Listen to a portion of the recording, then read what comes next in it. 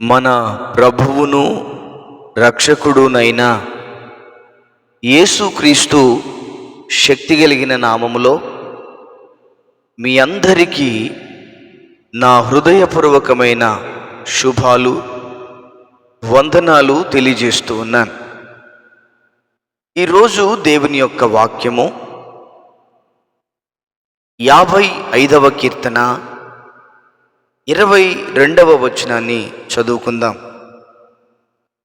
నీ భారము యెహోవా మీద మోపుము, ఆయనే నిన్ను ఆదుకొనును, నీతిమంతులను ఆయన ఎన్నడును కదలనీయడు. 55వ కీర్తన 22వ వచనాన్ని మనం చదువుకున్నాము. క్రీస్తునందు నా ప్రియమైన దేవుని బిడ్డలారా, చదవబడిన దేవుని లేఖనము మనతో మాట్లాడుచున్న మాట ఏమిటో తెలుసా? నీ భారము యెహోవా మీద మోపుము, ఆయనే నిన్ను ఆదుకొనును. చూడండి, మనకున్నటువంటి భారం ఏమిటి? ఆ భారం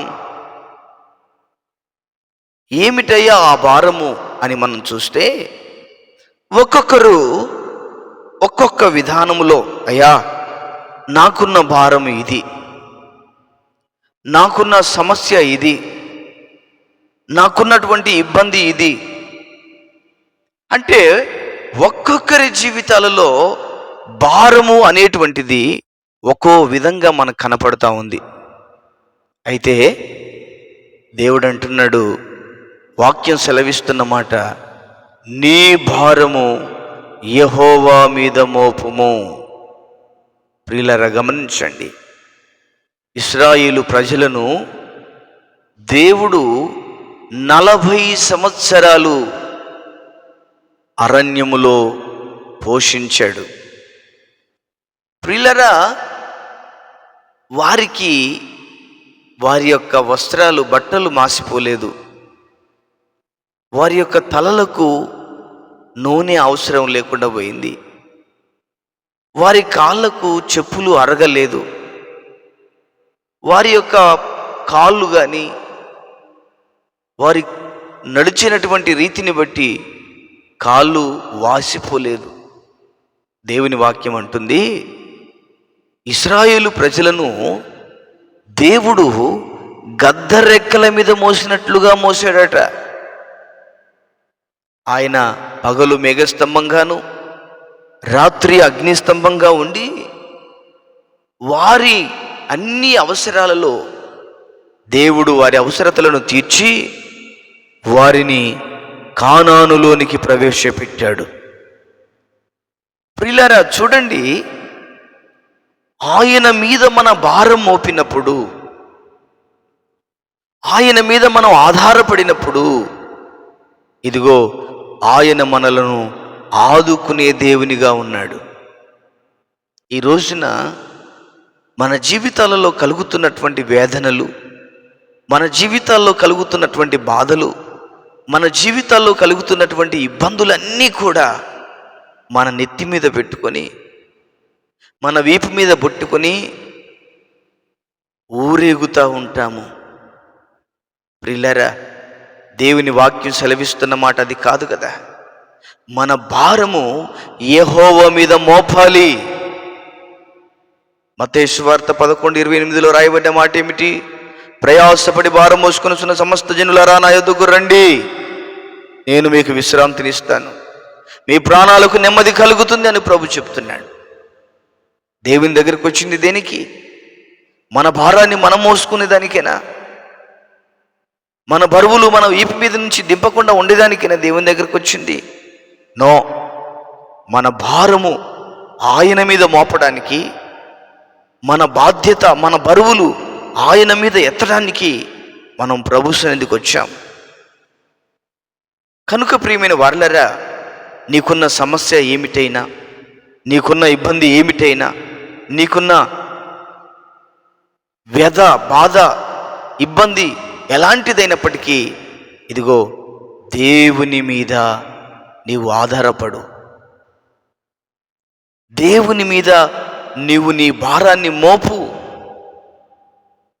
మోపి దేవుని సన్నిధిలో ఆ భారమును ప్రభువుకు అప్పజెప్పి దేవుని సన్నిధిలో నీకున్న భారమును బట్టి ప్రార్థన చేయి.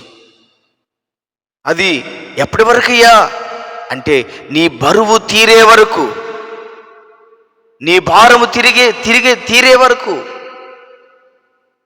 నీకు నెమ్మది కలిగే వరకు, నీకు సమాధానము కలిగే వరకు ప్రభు సన్నిధిలో కన్నీరు కార్చు, ప్రభు సన్నిధిలో గోజాడు, ప్రభువును వేడుకో, ప్రభు పాదాలు పట్టుకో. నీ సమస్యల నుంచి, నీ భారము నుండి ఆయన విడిపిస్తాడు.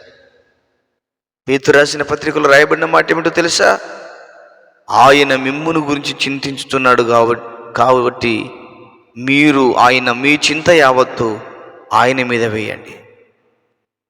మీ చింత యావత్తు ఆయన మీద వేయండి. ఆయన మిమ్మును గురించి చింతించుచున్నాడు. ప్రియమైన దేవుని బిడ్డలారా, మన భారమంతటిని, మన బరువంతటిని, మనకున్నటువంటి భారము, ప్రతి భారమంతా కూడా యేసయ్య 2024 సంవత్సరాల క్రితమే ఆయన సిలువలో భరించాడు. ఆయన సిలువలో మోశాడు. ఆయన సిలువలో మన భారములను మోశాడు. మన భారము ఆయన వీపు మీద మోపబడింది. మన బరువు ఆయన మీద పెట్టబడింది. ఇంకా మనకు బరువు ఎక్కడదండి? ఇంకా మనకు భారం ఎక్కడదండి? ఆయన మీద మోపిన తర్వాత, ఆయన మోస్తున్న తర్వాత మనకు ఆ భారం ఎక్కడిది? ఇదిగో ఆ భారాన్ని ఆయన మోసి మనలను భారము లేని వారిగా చేశాడు. మనలను అలకటి వారిగా చేశాడు. దేవునికి మహిమ కలుగును గాక. నీవు నీ భారమును ఆయన మీద మోపు. దేవుడు నీ ఎడల, నీ పట్ల గొప్ప కార్యమును, ఉన్నతమైన కార్యమును, బలమైన కార్యమును ప్రభు జరిగిస్తాడు. అట్టి కృప ప్రభు మనందరికీ దయచేయునుగాక. ఆమేన్, ఆమేన్. ప్రార్థన.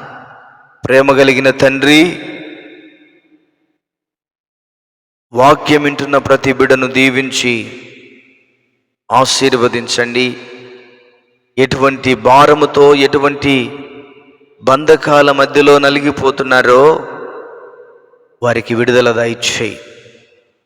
మీ సన్నిధిని, మీ క్షేమమును వారు అనుభవించున్నట్లుగా, మీ కార్యములు వారు అనుభవించున్నట్లుగా మీ కృప చూపించమని వందనాలు, స్తోత్రాలు చెల్లిస్తూ యేసయ్య ఘనమైన నామములో ప్రార్థించి వేడుచున్నాము తండ్రి.